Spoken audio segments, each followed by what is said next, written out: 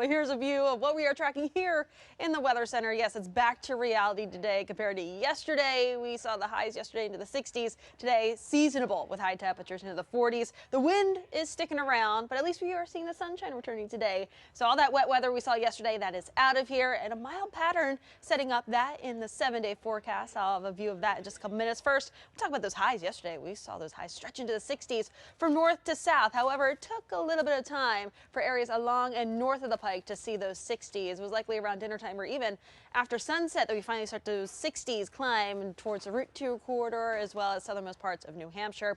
We also saw some strong wind gusts yesterday evening as that cold front swept across the state, and not only that, we did see those heavy downpours with it. So right ahead of that, we saw some of these wind gusts. Blue Hill, 56-mile-per-hour gusts there. Chestnut Hill, 54. Duxbury, 51. Even Nantucket saw a gust of 50 miles per hour. And here's a view of those gusts right now. Yes, still quite windy out there, but at least these gusts not nearly as strong as yesterday. We're seeing those gusts now mid to upper 20-mile-per-hour range to low to mid 30-mile-per-hour range. That's mainly out towards the outer Cape. Winds mainly out of the west-northwest, between 10 and close to 20 miles per hour. It's the sustained winds coming in out of the west-northwest, so that chilly breeze.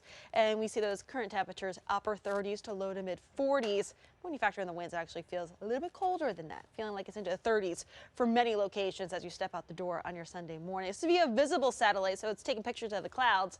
And those clouds in white, those continuing to push their way off of the coastline, along with that cold front that's well off of the coast as well. So we'll be breaking down to some sunshine from west to east through the rest of the morning into the early afternoon. High pressure taking over, and that's taking over the next several days. So we'll see dry conditions today, tomorrow, as well as Tuesday. Even most of Wednesday looks to be dry as well. And through the day today, we'll see highs into the 40s, dropping back into the 30s by about 7 p.m. And then overnight tonight, low to mid 30s for those overnight lows. A few clouds streaming in tomorrow morning for that Monday morning commute, and then we'll see those clouds erode and move out.